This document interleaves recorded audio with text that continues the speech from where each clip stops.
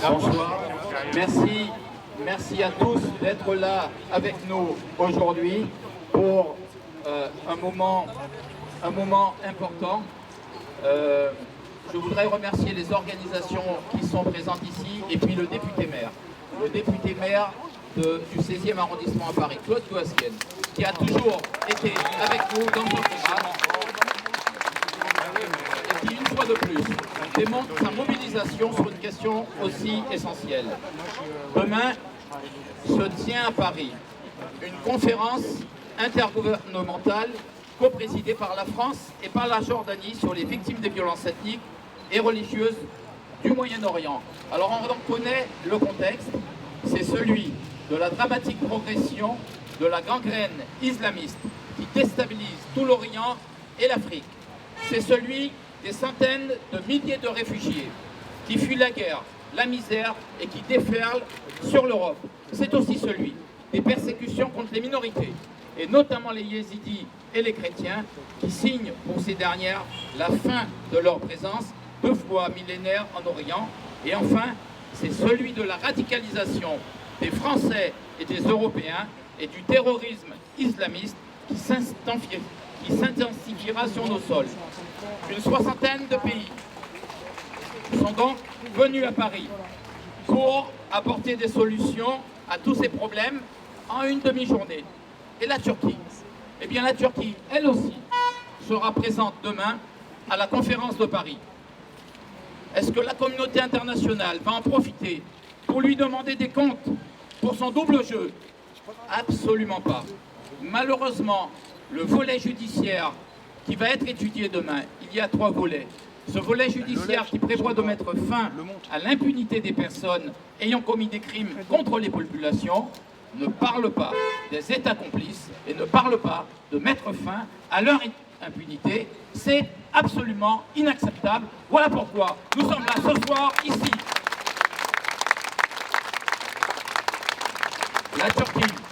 La Turquie est déjà coupable du génocide arménien qu'elle refuse de reconnaître.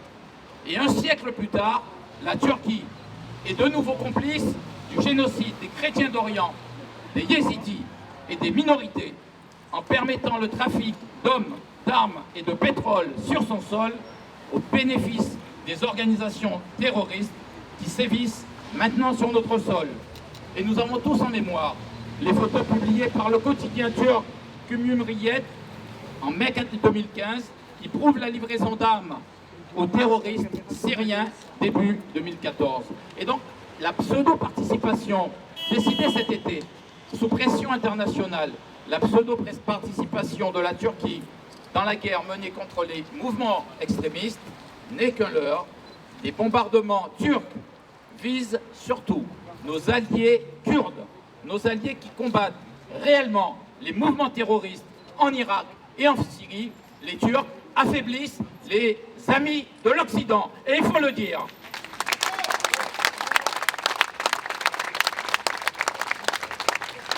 La Turquie, l'Arabie Saoudite et le Qatar ont aidé à créer, en 2015, l'armée de la conquête en Syrie. Cette armée de la conquête, c'est une coalition d'islamistes structurée par Al-Qaïda.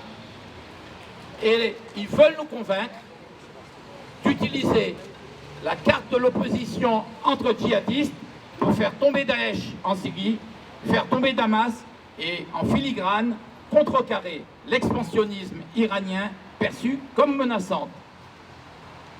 Et l'Occident, qui entend ce discours, semble aujourd'hui écouter d'une oreille ambiguë. Un discours absolument inacceptable parce que l'Occident est à la fin toujours l'ultime cible des islamistes. Et les États-Unis finissent toujours par en payer le prix de ce marché de dupes. L'Afghanistan nous l'a prouvé dans le passé. On ne retient pas les leçons du passé. Bravo. Que pouvons-nous faire? La Turquie bénéficie de l'aide financière européenne dans le cadre de sa préadhésion à l'Union européenne. 6 milliards d'euros entre 2002 et 2013. La France, et nous demandons à notre pays de peser sur l'Union européenne afin de suspendre tous les financements accordés à la Turquie tant qu'elle n'aura pas clarifié sa position en donnant la preuve de son engagement total contre les extrémistes. Elle est avec nous ou elle est contre nous. La Turquie n'a pas sa place à la conférence de Paris qui lui servira de tribune pour se dédouaner et regagner une crédibilité internationale alors qu'elle continue son double jeu. La place des dirigeants turcs aujourd'hui est devant la Cour pénale internationale pour complicité de génocide et de crimes contre l'humanité. Cette conférence, je veux en dire quelques mots demain. Elle oublie l'essentiel. Elle oublie qu'il faut gagner la guerre et que cette guerre devrait être une priorité. Et la décision annoncée par le président de la République de participer au bombardement en Syrie est symbolique. On l'a entendu ce matin, la France va rejoindre une coalition qui bombarde déjà en Syrie. Et on sait très bien que les 2/3 des avions reviennent sans avoir lâché les bombes, faute d'avoir des fixeurs qui dirigent les bombardements. Et en Irak, on a bien vu que ces bombardements ont échoué à faire reculer Daesh. Le président de la République a aussi décidé de ne pas engager de troupes au sol. Je vous le dis et je le prédis. Il fera marche arrière parce que nous n'avons pas le choix. La France doit avoir aujourd'hui le courage de reconnaître que cette stratégie de grébouille est une impasse politique et militaire qui nous entraîne vers le chaos. Nous devons nous ressaisir, revoir nos priorités afin de détruire au plus vite les fabriques de terroristes qui déstabilisent l'Orient, menacent l'Afrique, poussent des vagues de réfugiés vers l'Europe et qui endoctrinent par milliers des Français et des Occidentaux en nous exposant à des actions terroristes sur notre sol. Et dans cet objectif, nous devons monter une large coalition internationale, une coalition à laquelle devraient adhérer des pays réticents ou spectateurs, capables de se projeter militairement sur le sol, au sol, en Irak, en Syrie, en Libye, et de nouer des alliances conjoncturelles, même contre nature, dans ce seul but. Pendant la Deuxième Guerre mondiale, nous avons su nous allier à Staline pour battre Hitler, et ensuite après, nous nous sommes occupés d'Hitler. Il faut choisir notre priorité. Notre priorité doit être de détruire ce nœud terroriste qui déstabilise le monde et la paix du monde. Je voudrais aussi aborder un aspect de la conférence qui est un non-sens. Cette conférence va travailler sous l'aide d'urgence aux victimes ethniques et religieuses. Est-ce à dire que nous allons réserver l'aide humanitaire aux seules minorités? Ce serait contre-productif et inhumain de faire le tri entre les bons réfugiés, ceux que nous aiderions sur le terrain, dans les camps, et les autres qui seraient condamnés à fuir en Europe pour fuir la détresse au péril de leur vie. Pour éviter l'afflux de centaines de milliers de civils fuyant la guerre, il est prioritaire d'aider toutes les victimes qui sont dans les pays de la région et qui n'ont pas le strict nécessaire pour survivre. Je rappelle l'exemple du Liban, 4 millions d'habitants, 1,5 million de Syriens. Ça pèse sur cet État, sur la stabilité de cet État. Il faut que nous allions aider le Liban à aider les réfugiés syriens sur son sol.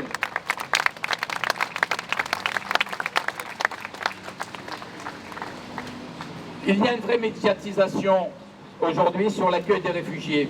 Et c'est vrai que c'est une nécessité morale d'accueillir des réfugiés qui sont sur notre sol.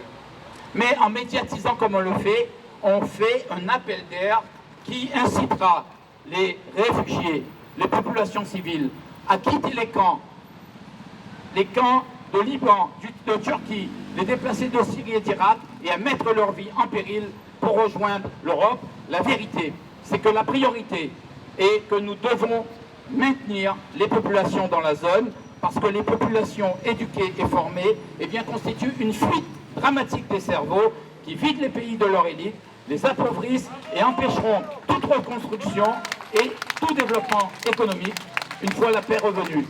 Et s'agissant de cette aide d'urgence, nous demandons la création, nous l'avons demandé à Laurent Fabius, il nous a donné son accord. Nous demandons la création d'un fonds d'aide pour la reconstruction, cette fois-ci destiné effectivement à ceux qui n'ont rien, qui ne sont pas aidés par des puissances étrangères.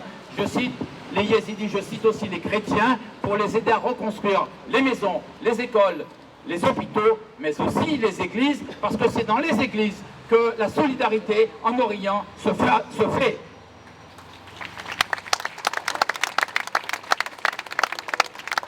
Je voudrais enfin regretter un dernier point. Cette conférence ne cite pas, il parle des minorités, il ne cite pas les chrétiens d'Orient.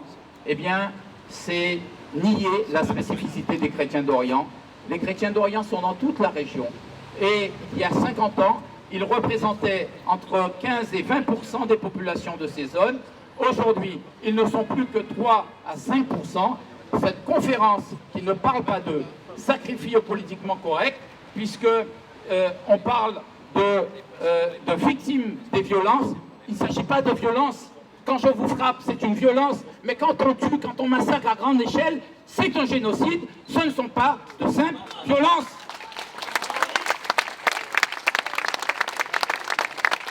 Les chrétiens comme les yézidis sont pris pour cible parce qu'ils sont en raison de leur religion. Pour les chrétiens, on veut effacer les traces des racines chrétiennes de ces pays. Nous regrettons que cette occasion manquée avec 60 pays n'ait pas été le moment de dire aux États arabes que la question des chrétiens d'Orient est d'abord et avant tout la question des pays arabes. En France, nous nous occupons de défendre nos musulmans. Nous avons 300 à 500 mosquées qui sont surveillées pour empêcher des actes malveillants. C'est donc en Orient aux Arabes à protéger leurs chrétiens et à faire en sorte qu'ils ne disparaissent pas. C'est leur intérêt. Je vous remercie. Avant de céder la parole à Claude Bosquen et aux présidents de différentes organisations, nous allons symboliquement marquer notre peur que les chrétiens d'Orient ne disparaissent définitivement d'Orient en prenant un cercueil, en faisant un tour. Nous demanderons à quelques personnalités de jeter un peu de sable sur ce cercueil symboliquement pour marquer notre refus que leur présence soit enterrée en Orient. Et après la conférence, après les interventions des uns et des autres, ceux qui voudront le faire pourront le faire. Donc là, je vous remercie. Nous allons prendre un cercueil et après cette cérémonie, vous allez pouvoir vous exprimer.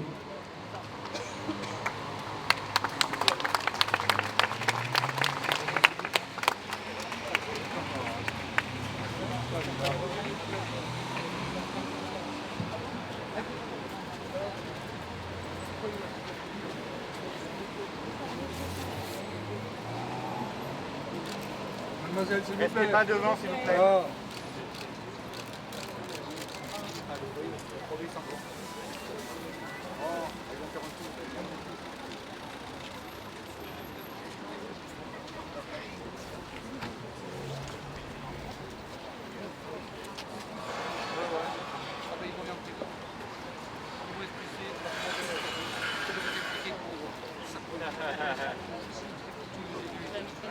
Donc ça c'est le remerciement qui est républicain. Et que dans la caisse, On doit juste en face de ça. On fait pas un grand tour. Attention.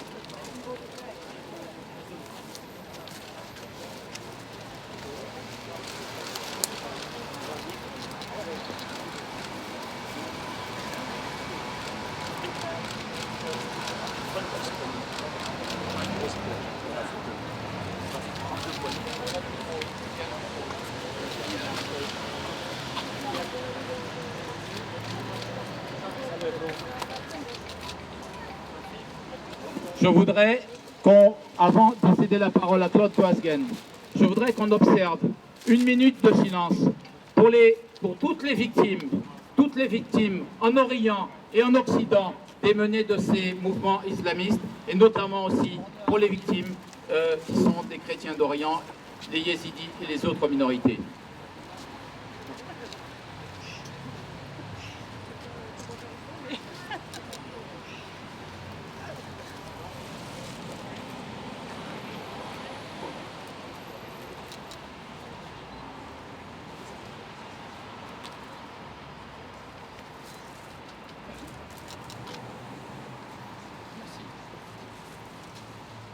La parole est à Monsieur le député maire du 16e, Monsieur Claude Goasguen. Monsieur le ministre.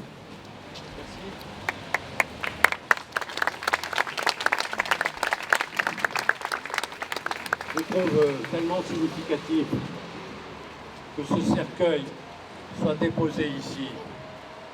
Il est tellement symbolique de ce qui se passe depuis plusieurs années en Orient, où on veut éradiquer ceux qui ont fait sa substance à l'égal au moins des autres religions, éradiquer la chrétienté de l'Orient. Voilà l'objectif d'un certain nombre d'islamistes fanatiques. Ces islamistes que nous ne combattons pas, soyons clairs, la responsabilité occidentale dans l'anémie du combat contre Daesh et contre Al-Qaïda est patente.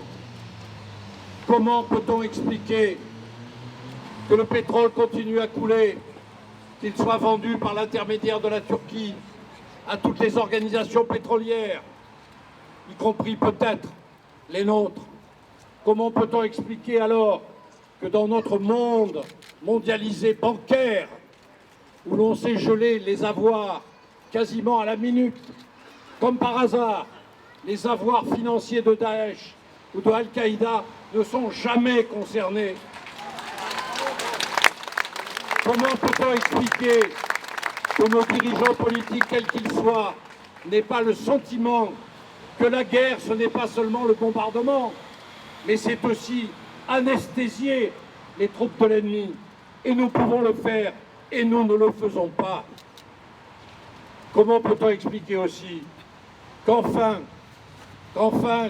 les Européens se réveillent, semble-t-il, alors que depuis 3 ans, nous sommes littéralement fascinés par les exécutions sommaires, par les exécutions ignobles de chrétiens, par les attentats. Et c'est aujourd'hui que la situation est tellement empirée que tout d'un coup, on a le sentiment que les pays occidentaux se réveillent. Allons, qui est responsable de cette anémie? Comment peut-on faire la guerre sans faire la guerre? Et comment s'étonner dans ces conditions que les massacres continuent et que le terrorisme s'accroît?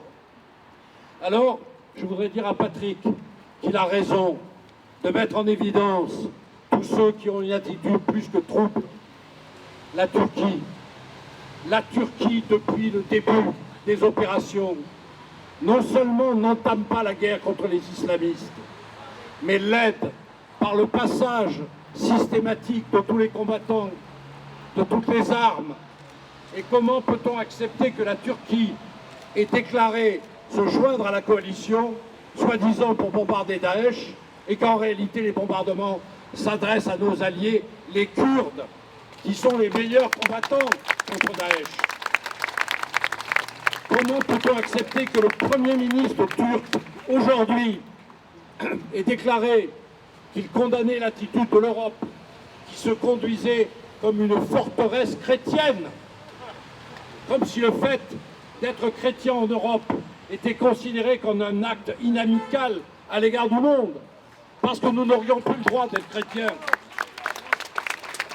Mes chers amis, il ne faut pas cesser de protester, car, avant tout, je pense à ces chrétiens qui ont fait l'Orient, qui l'ont marqué de leur empreinte, qui ont droit d'y vivre.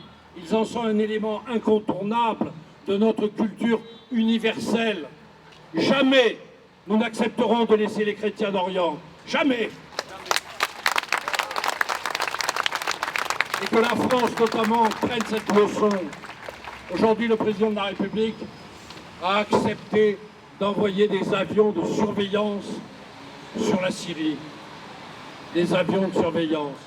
3 ans après le début du conflit, on commence à comprendre que peut-être il se passe des choses en Syrie, alors que nous, les autres puissances, ont d'ores et déjà commencé les bombardements. La France est en retard. Comment peut-on expliquer que la France ait servi des armes, comme le reconnaissent les autorités françaises, à soi-disant des opposants syriens qui sont en réalité noyautés par les islamistes d'Al-Nosra et de Al-Qaïda. Inacceptable.